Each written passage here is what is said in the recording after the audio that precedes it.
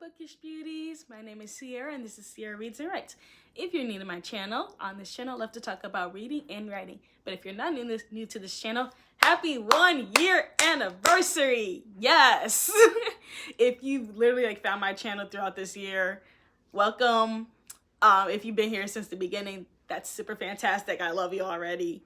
But this is my 1 year anniversary. My anniversary is literally this day, February 11th, is when I started my channel. When I put up my first video, I put it up here. I know, I look kind of cute. I did not know how to do thumbnails. I'm still technically working on how to do thumbnails, but I do have my style. I feel like I did evolve a little bit on that. But anyway, we're gonna dive into the video and just talk about these different tips that I've seen from Amina over here on YouTube. She got inspiration from Brielle after she did her first year on YouTube. So I'm just gonna look at some stats, talk to you guys, give some tips. Yeah, just some different stuff. So without further ado, let's dive right on in. All right, so starting off, the first thing is to talk about your background before YouTube.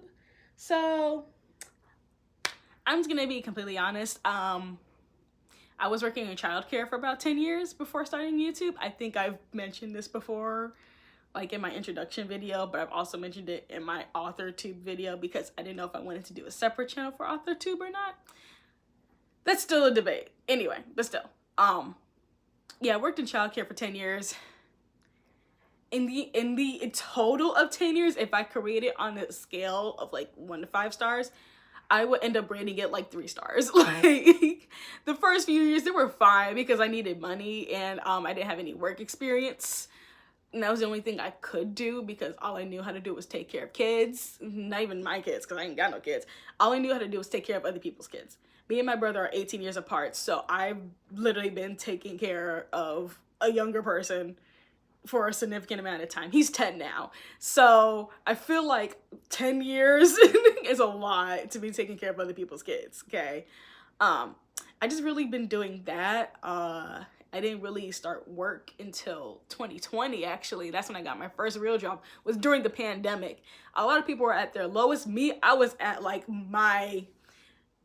I can't even say my highest point because I was still depressed, but if everybody was right here, I was right above them because I was feeling good. I was working. I was literally getting up. I was virtually teaching, essentially. I was a virtual teacher assistant.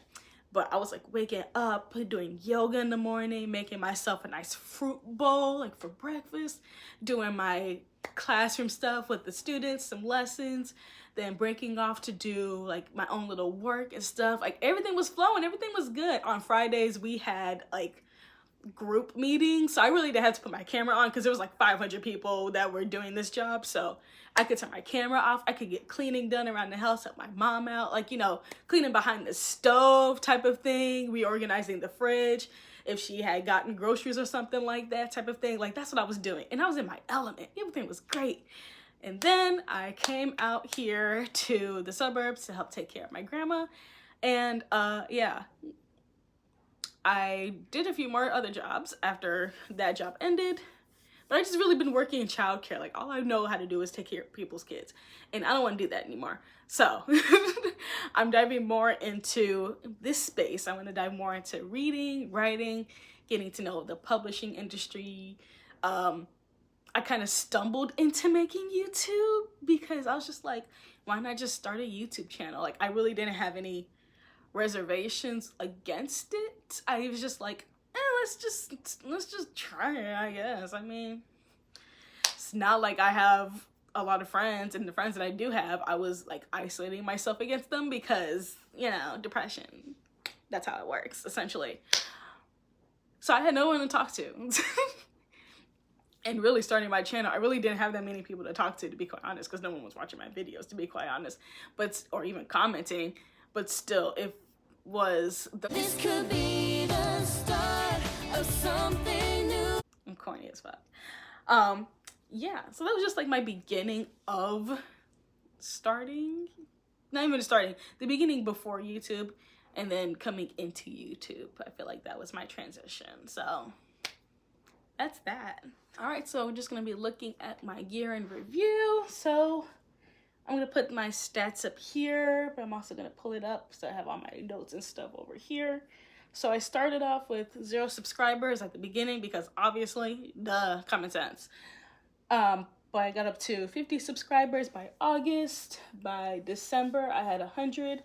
And as of this month, as of February, I have over 150 subscribers, but I hit 150 at the beginning of February or something like that. I can't remember. But yeah, those are just my stats. I feel like with that kind of growth, that's pretty decent for someone who just started off on YouTube. Because February, March, April, May, June, July, August. Like in 7 months, I got 50 subscribers. I feel like that's pretty decent, especially for someone who's newer into the book community. Around that time too, when I started my channel, like maybe like a few months after, there were a lot of people that I've seen join BookTube, especially a lot of Black people, and they were getting subscribers like really, really fast. And then it was hard at the beginning because I was like really comparing myself of like, well, I only have like 20 subscribers. They have like 13,000. And then when I went to like their content beforehand, a lot of them actually did content everywhere else. Like people were just on TikTok, or they were on Instagram, or maybe they did content for other stuff. And then they moved into the book space. So I was like, okay, I can't really compare all that much to that because I literally just started from absolutely nothing. I was barely on Instagram. I didn't post on Instagram. I didn't have a TikTok. I still don't have TikTok, to be quite honest, because I don't know what the hell's going on with this damn app. Like, if it's working for people or not, I don't know, whatever. But I didn't have TikTok. I didn't use my Instagram. I didn't really know how to use my social media. Like, in the way of creating, I didn't know what to do. I wasn't following trends. I didn't know nothing. I didn't know anything. If anything, I was just watching TV shows. I was watching TV. And I was reading books. And even then I wasn't reading a whole lot. I was getting more back into reading like in 2022-ish. Roughly around that time. That's when I had book of the month. But I really wasn't like into the social media space. I didn't really know what the hell to do. So I feel like for someone who didn't know what the hell they were doing, I feel like this is pretty decent growth. I'm just gonna say. I feel like that's pretty decent for me. What else is on my thing? Consistency. That's another thing. My first year at the beginning, I don't know if you can tell. You probably could tell. To be quite honest, I think it's pretty obvious. But when I was beginning my YouTube, I'm gonna pull it up here while I talk. But I wasn't as consistent as I could have been. Like at the very, very, very beginning, it was kind of weird. I was posting, but not posting as much as I should have. Like, within my first month, I did 3 videos. Within my second month, I posted 5 videos. And then I did 3 videos in my third month. And I did 2 videos in my fourth month. Type of thing. So I wasn't as consistent as I wanted to be. Like I didn't know what I was doing either. I didn't know like to look on YouTube studios to look for trends. I didn't know that to find content you actually have to watch content type of thing. I didn't have that correlation in my head yet. I was just like making videos to make videos. So, and a lot of the times I didn't have a lot of time because I was working full time. And you know, when you come home after work, especially after working with other people's kids, they drain you, they tire you out. You don't even want to talk to yourself. Like you're over talking. You're over it. You don't want to communicate with the wall. Like you don't even want to. You just want to eat and stare at something and let the rest of the hours pass because you had to do it all over again the next day. And even then on the weekend, I didn't want to do anything either, to be quite honest. Like I just wasn't in the mood. I would clean, because I always love cleaning, but I always clean on Saturdays. So that was something I was always used to doing, was cleaning. I wasn't used to filming yet. I wasn't really used to making a schedule to create content, kind of like I am now. I'm a little vague sometimes, but I feel like I've been doing a lot better.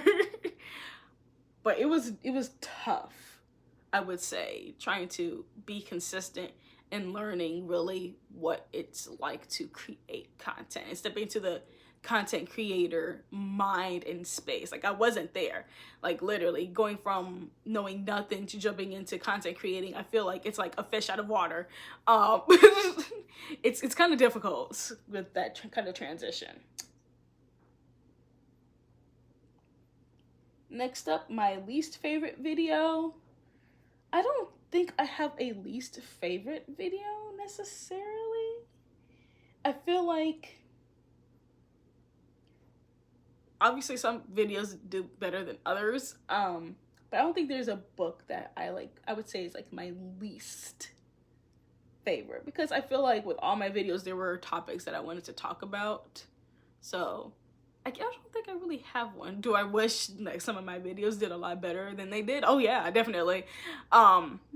But you can't really change too much about that. I mean, you could do all the SEO in the world. You could post it on, you can make shorts. You could post your shorts on Instagram. You can do reels. I mean, not shorts on Instagram, but you can do your reels on Instagram. You can do your shorts on YouTube.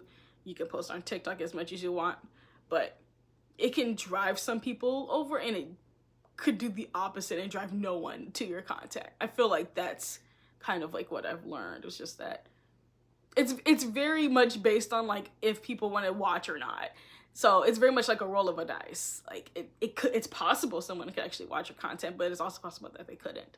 So there's that, I would say, for like the least favorite video, more like the least viewed ones, really. Next one, my most favorite video. Oh God, I think I would have to say it's my They're Vicious Games video.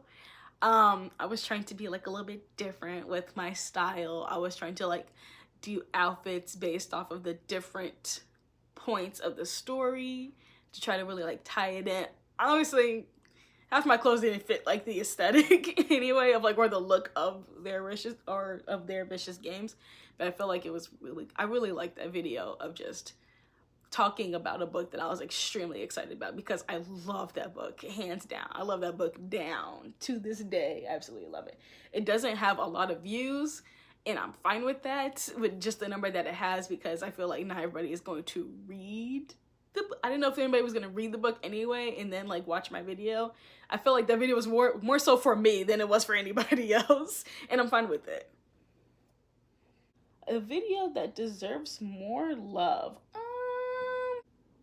I don't know if I have a video that deserves more love, or I think that, well, I think that deserves more love. Maybe my second video, maybe my childhood books video, because I feel like with over on Instagram, I've seen a lot of the different like challenges of, you know, book related things where it's like the books that changed you, and you do like different a different collage of books that maybe that influenced you when you were a kid, when you were in high school, when you were in college, that type of thing. I feel like that's become extremely popular now. I feel like when it comes to when I was creating content, I was always doing things a step ahead, but never getting any traction for it. And I feel like that's what that video kind of was. It was like I was talking about like childhood books that really like influenced me, or books that really got me into reading, but didn't really get enough traction, versus people who would do the video like 3 months later, all of a sudden get like 3,000 views, and I was getting like 20 maybe. It just felt very odd. It still feels very odd in the way of doing YouTube. It's like I'm not in the correct space to do the videos. I don't know. It's a very odd situation, but I feel like that video, it could deserve a little bit more love, because there are books that we all love as kids, and maybe we've read the same books. So I would love to connect with people on that who read the same books, who maybe read that certain type of genre to this day, or maybe they changed their genre. Like I used to read a lot of historical fiction as a kid, a lot, but I don't read historical fiction now. Like it's very odd how that switched, and I would love to talk to people on books that they've read, maybe books that they have been influenced into reading later on in their life, or maybe they don't read that genre anymore like me. I would like to just pick people's brains. Like I'm a nosy person. Like I want to know what you're thinking. So I feel like that video didn't get enough love, because I would love to know if people actually read those books. Like, has anyone read But Not Buddy? Like, I'm so curious because I feel like I've never heard anybody talk about the book before. Obviously, people are not talking about old books right now.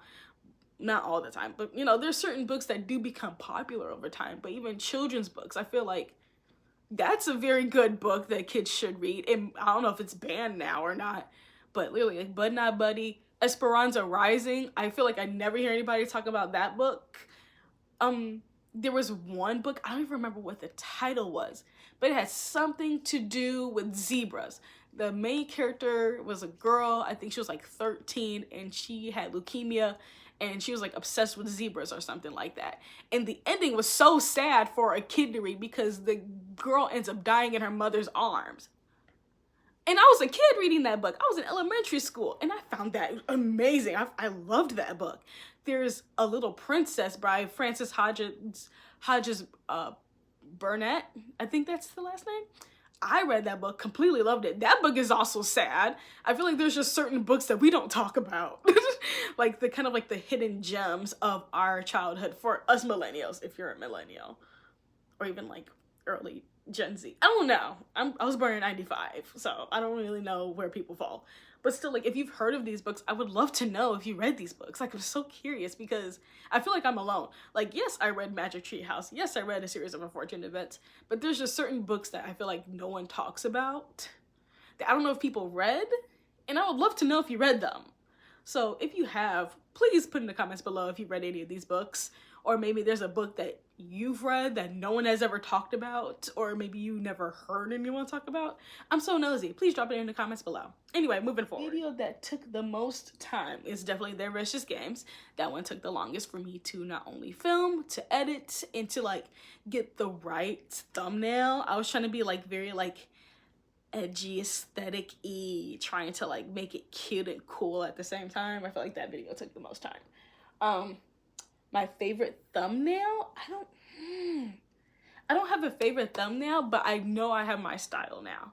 So I'm, especially like doing my research, I've noticed like the white bubble kind of font really works, especially in the booktube community. But I wanted to add my twist on it by adding like a colored layer to it and doing like maybe like a few little doodles, but I don't do it as much. I feel like I found my look, and I feel like that's my best style of thumbnails because I know those are my videos, and I'm really big on like trying to create my own style, so then people can recognize it. They're like, oh yeah, I know this is her video. Like they don't even need to read my username. They don't even need to read that it's Sierra Reads and Writes. They know the style, they know the font, and they know it's gonna be some part of my color palette. I'm like a big pastel girl, but I like to lean into like maybe like a tint darker. So like as you've seen, there's like pink. Sometimes I'll switch up between pink, blue, green, maybe like a mustard yellow, because I don't like, that's the only version of yellow I will ever like. But I like to switch between those. That's like my color palette, but I like my specific fonts. Most likely you'll see my face on the thumbnail anyway too, so you start to learn my features real quick. You're like, oh yeah, I know that girl. But I feel like that's the look of my thumbnails that really work for me and that I like. If that answers the question. I think so. My favorite video. My ultimate favorite, like I do love Their Vicious Games, but my favorite video? Oh, that's hard. Oh, that's hard. Oh God.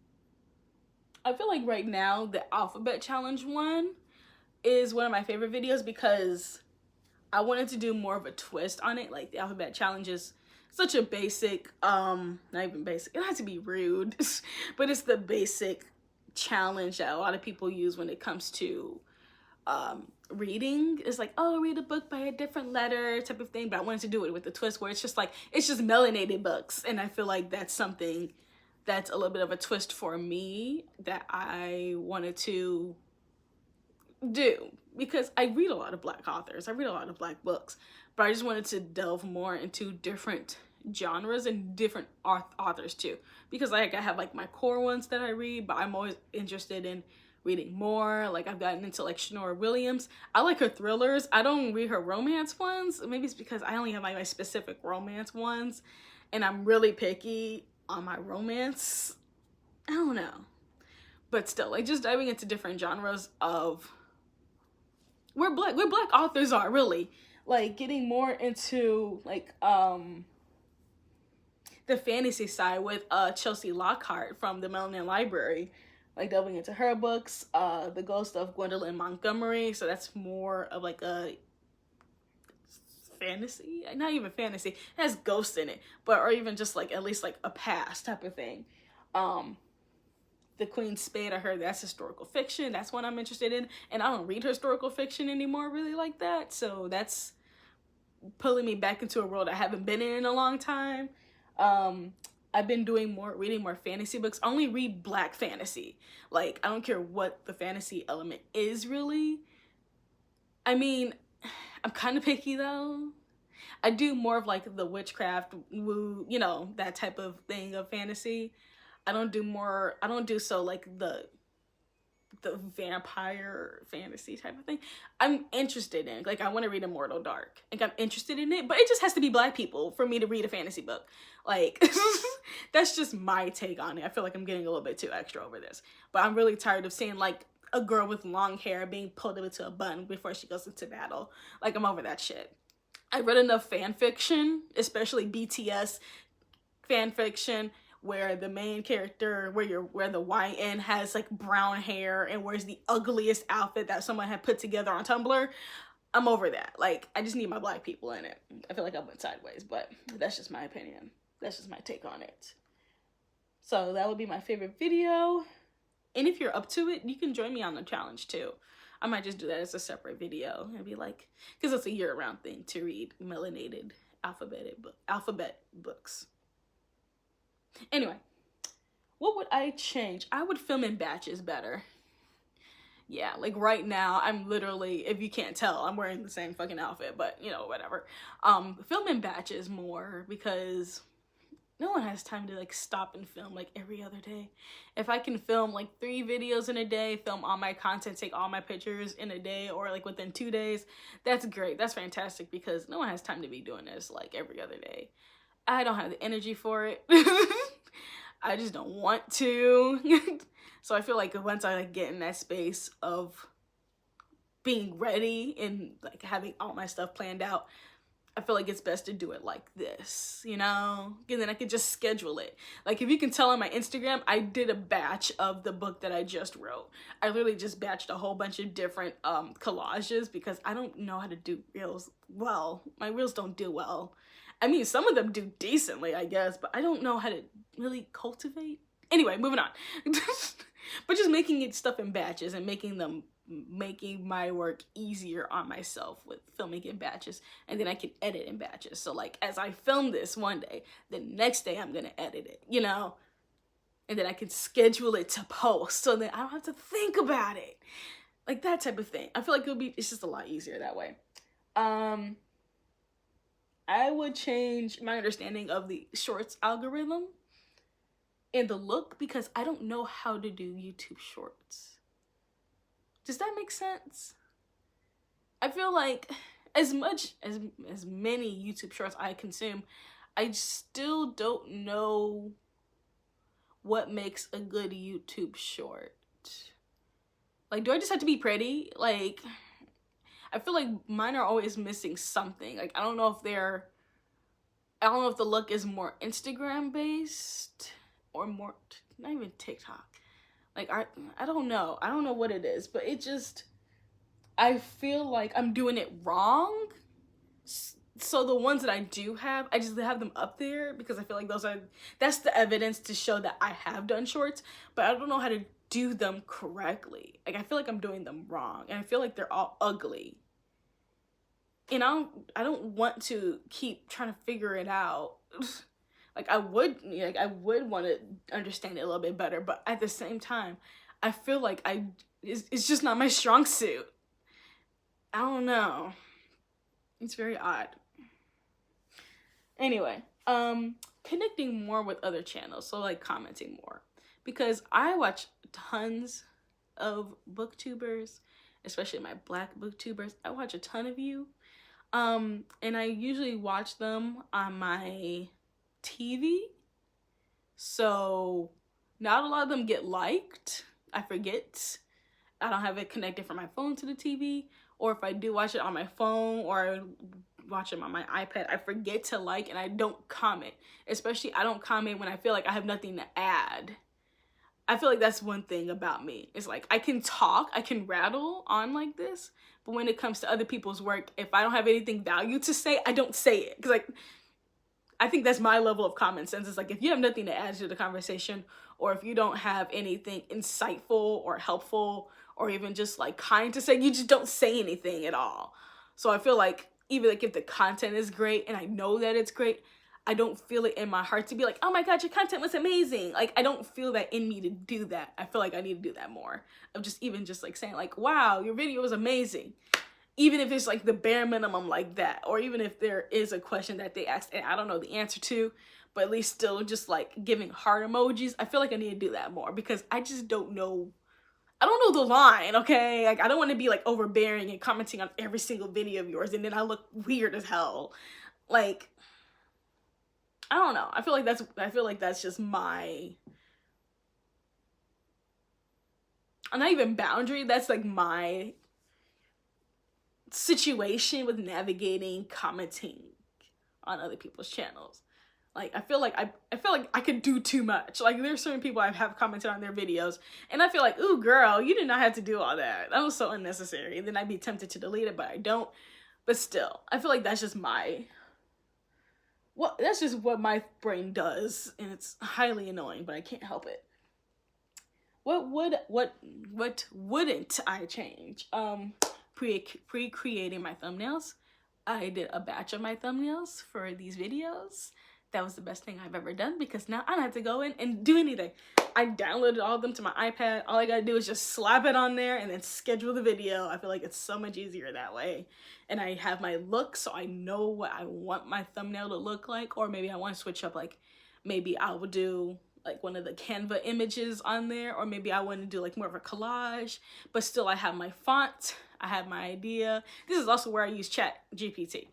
Sometimes AI does help because sometimes I cannot come up with a good enough title or come up with a good tagline for the video, and I feel like that kind of helps me because I can be creative, but to an extent, because there's some parts where my brain is just like, that sounds dumb as hell. Like, why would you put that in a video?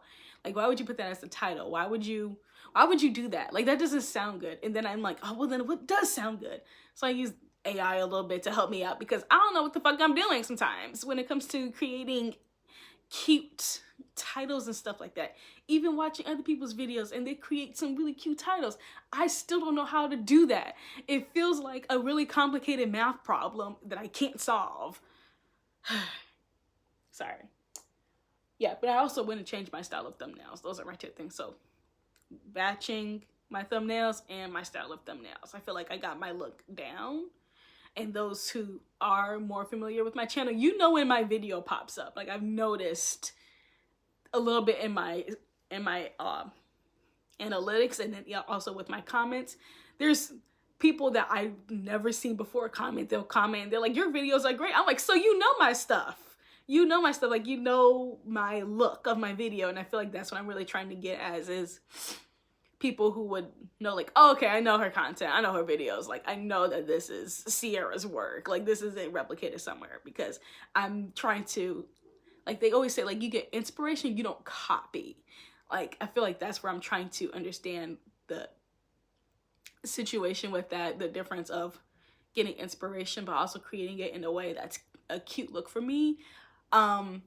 But also it doesn't have to tie too much to my personal style because my personal style is very conflicting, but it's still cute. It's still cute. It's presentable and it works in the booktube space because it's still a white font and it's bold, but just the tweakness of it, you'll know it's me.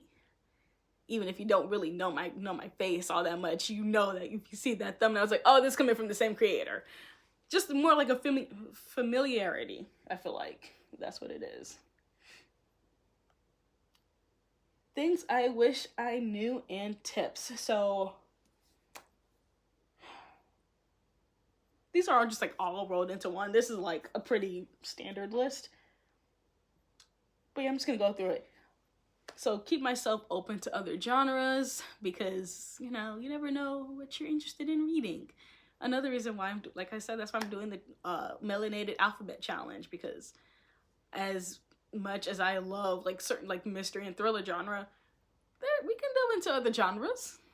You can try to convince me a little bit, as long as there's a black person in it, black main character, not just a black person, because I've heard of some books that have like a black side character that's completely stereotypical and no one has time for that. I'm not reading that. But if it's like a good black female main character or a black male main character, I'm down for it. I'll read it.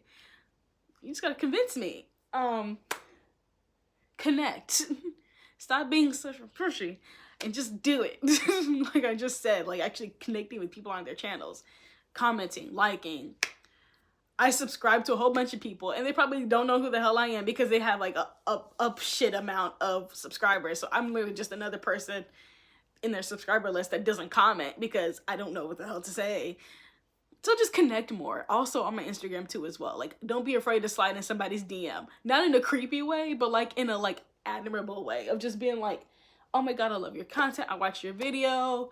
Here are some extra book recommendations type of thing. Like I can do that. I don't have to expect anything from anybody because I don't know if y'all look through all of y'all DMs or something like that. Maybe you have somebody else that's in charge of that, especially if you're a bigger booktuber, or maybe you just don't do it. Someone else does it for you. I don't know. But yeah, just don't be afraid to do that. Also, just post and not open the studio app. I feel like that's a tip too. A tip and something for me to do. Like I'm just gonna check once a day because normally I would literally check more than once in a day. And for what reason, I don't know. I just want to see if the numbers are growing or not. And I feel like after I learned a little bit more of consistency, because in December I was posting like every day up until right before the holidays. I think that's when I stopped posting. But I literally posted like every day for like 3 weeks straight, essentially. And I feel like that really helped my numbers. But also to not look at it all that much. Like just post a video and keep it moving. Post the Instagram post, keep it moving type of thing. I feel like I need to just do that more. Like I already checked studios today. I'm not checking it anymore. I'm gonna watch School Spirits season 2, film the content. I also have to send out my freaking manuscript to my beta readers. I have that to do. Apply for more jobs, that type of thing. Like my day's already busy enough. I cannot be refreshing this thing like 10 times a day. Like I can't. I have other things to do. Yeah, but yeah, is there a way to block the app so I don't do it too much? But I'm trying not to. I almost clicked it again when I was pulling up my notes or when I was pulling up YouTube to see like my videos real quick. But I was like, nope, that's not the purpose. Focus. Trying to like rein it in. But also keep in mind, I feel like this is a tip that not everyone is going to engage, because obviously I should know this from someone who doesn't engage all that much with other channels, but I actually have that just issue of doing it because I feel odd doing it. But everybody's going to engage. Maybe they're watching the video on their way to work and they don't have time to stop and comment and like or something like that, or send it to somebody. They might just save it in their watch later list and watch it later like I do. Like my watch later list has like 50 videos in it. A lot of them are booktubers. I just don't have the time to watch them all the time. But like when you do it, just like know that not everybody has the time to engage. Not everybody's going to engage, and that's fine. You just gotta remind yourself of that type of thing. Also, it could literally just be that maybe you haven't found your actual group of people yet. Maybe people watch your content and they like it, but they don't engage with it. You'll find your people that do engage with it. Like I have a few people on my channel that do comment on my channel. I have like a good like 4 people that actually comment on my channel. One of them, she knows who she is, Deja. You comment literally like on every other video, and I love it. Thank you so much, because I need it. I need it for my little tiny heart.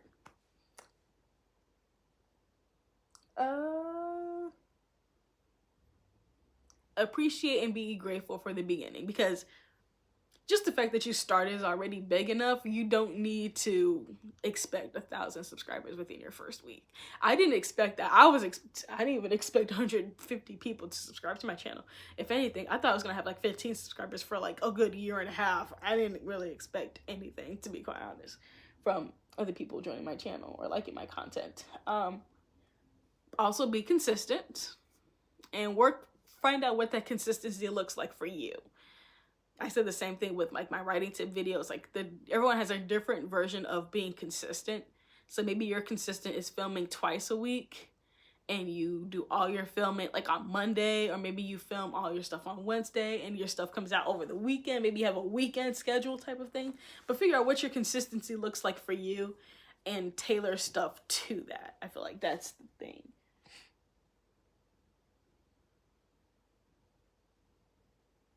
Also, tell your people what to expect and give them updates. I feel like that's something I also struggle with, because I'm now more online than I've ever been in my entire life. Even then, on my private Instagram account, I would post literally on my private Instagram. The last time I posted was like 2019. Yeah.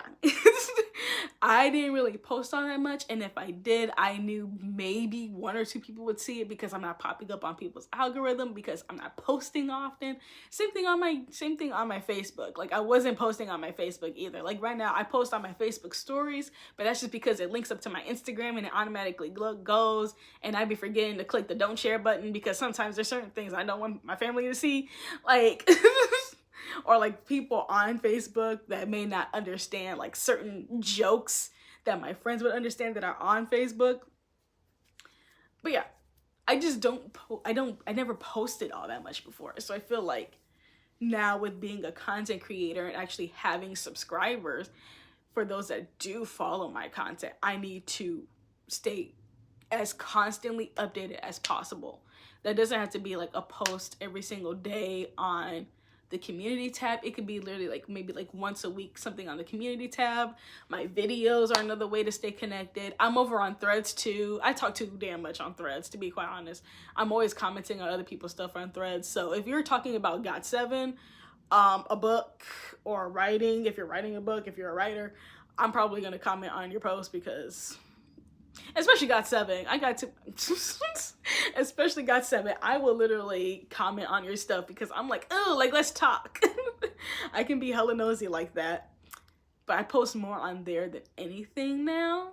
But I feel like that's another way for me to just be consistent. It's just like making sure across the board on the platforms I want to be on, I'm consistent on them. So YouTube, Threads, and Instagram. No, I'm not on Blue Sky. I mean, I do have my Blue Sky account. I just don't have anything on there. I don't have time to try to curate that. I'm barely understanding the Instagram algorithm that changes every freaking other month. I like my Threads account because all my Threads account is just Black women and Got7. Like, that's it. That's all. I don't get much else. But that's where I post. So I feel like those are spaces where I need to be consistent in, even if it's like once every other day or something like that. Adding to my stories, I maybe add a little bit too much to my stories just because all the stuff is funny, but whatever.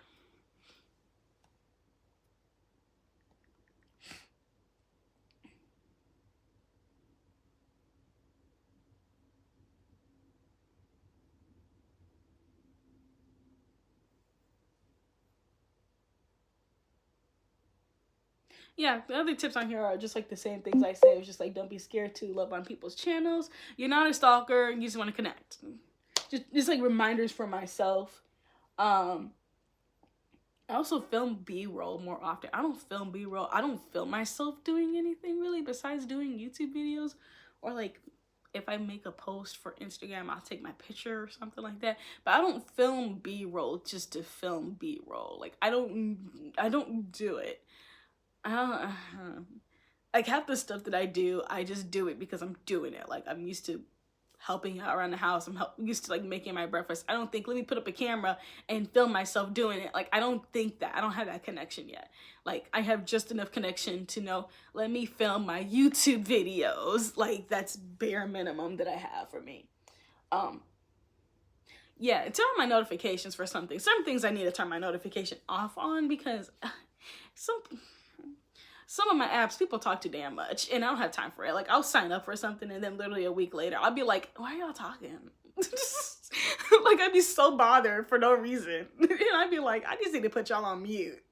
Okay? Because I get a little bit overwhelmed. I'm like, ugh. Oh, God. All right, last thing, because this video is long as hell. My goals for the channel this year. So become more comfortable with showing my personality. I feel like that comes out more and more because I talk too damn much and my personality comes out a little bit more. There's some parts of my personality that I won't show on here. I feel like there's certain things that y'all don't need to know.